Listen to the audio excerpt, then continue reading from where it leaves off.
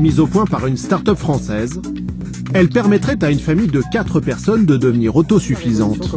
La solution s'appuie sur plusieurs techniques. Nous pensons qu'il est grand temps de ramener la production alimentaire chez soi. Nous sommes convaincus que chacun d'entre nous doit être en mesure de produire sa propre nourriture. Près de Strasbourg, voici son inventeur. Mathieu Urban, 35 ans, a installé l'un des prototypes dans son jardin. On va récolter pour midi. Ce matin, avec sa fille, du chou. Tu veux le faire avec le ciseau ou tu veux le faire avec les mains? Et des herbes aromatiques. Faut prendre des grosses branches. Dans cette serre de 22 mètres carrés, il cultive 12 sortes de légumes pour sa consommation personnelle, tout en bio évidemment. Là j'ai des salades, là j'ai du basilic citronné, des courges, des poivrons, j'ai là des tomates. Le but recherché quand on a conçu la serre, il y en avait vraiment 3, c'est de dire faut que la culture soit pratique pour des gens qui ne savent pas jardiner, qui n'ont pas forcément la main verte, que ça prenne très peu de surface. En termes de productivité, que ce soit productif au mètre carré et que ça ne demande pas trop de temps. Exemple avec l'une de ses trouvailles, l'association de culture verticale et d'un élevage de poissons. C'est le principe de l'aquaponie qui permet de se passer d'engrais chimiques. Les poissons, lorsqu'ils vont avoir mangé, vont faire des déjections, ça va se retrouver au fond des bassins, dans l'eau. Et il y a des tuyaux qui viennent récupérer l'eau dans le fond. Ça arrive dans ce seau de filtration de matière solide et ça est envoyé en permanence dans les tours de culture pour en faire du coup la nourriture pour les plantes.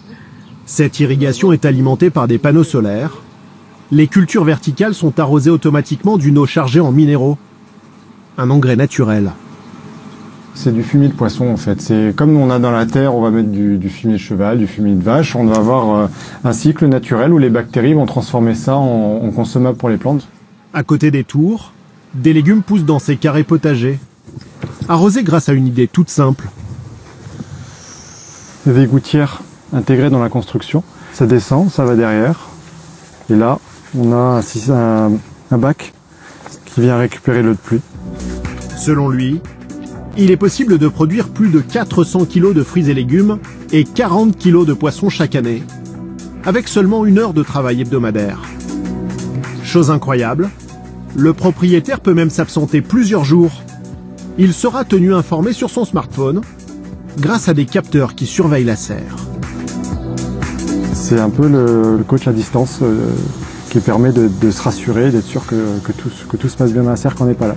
Vendu entre 8 et 15 000 euros, ce petit bijou de technologie a déjà séduit une trentaine de clients. Mais cela permet-il vraiment de devenir autosuffisant?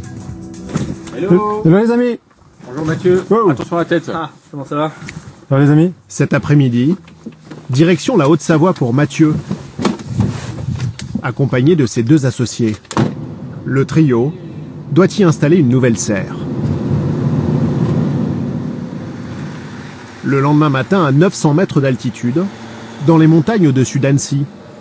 Bonjour. Pris du renfort quand même. Bon, bah c'est magnifique. Emmanuel, le client, réceptionne la serre high-tech qu'il a commandée un mois plus tôt sur Internet. On aurait pu, Le terrain est grand, il y a eu un orage énorme il y a 2 ans.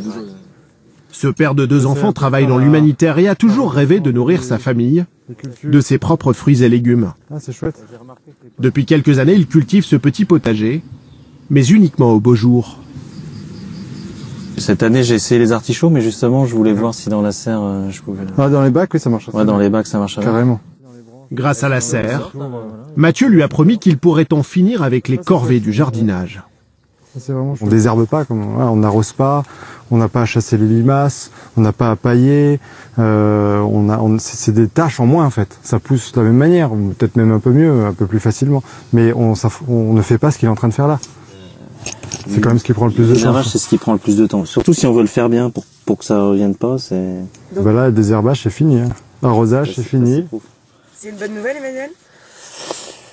C'est une très bonne nouvelle. Reste toutefois à monter la serre.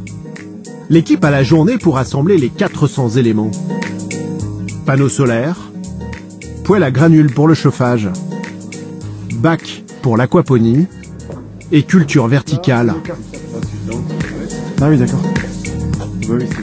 Les semis sont placés dans du plastique recyclé. Ils vont pousser grâce à l'engrais naturel des poissons, sans jamais utiliser de terre. Je m'arrête là, c'est ça? Non, tu vas jusqu'au bout. Ah non, je vais jusqu'au bout. Ça sert à développer les bactéries qui vont convertir les déjections des poissons en nourriture pour les plantes. Et ça va permettre aux racines de se développer un peu partout. Et donc du coup, les racines vont aller puiser ce travail qu'a été cette nourriture quand les bactéries ont préparé. Emmanuel espère maintenant cultiver en bio plus facilement. Mais cette solution reste réservée aux jardiniers disposant d'argent et d'espace. Alors comment se lancer quand on n'a ni l'un ni l'autre ?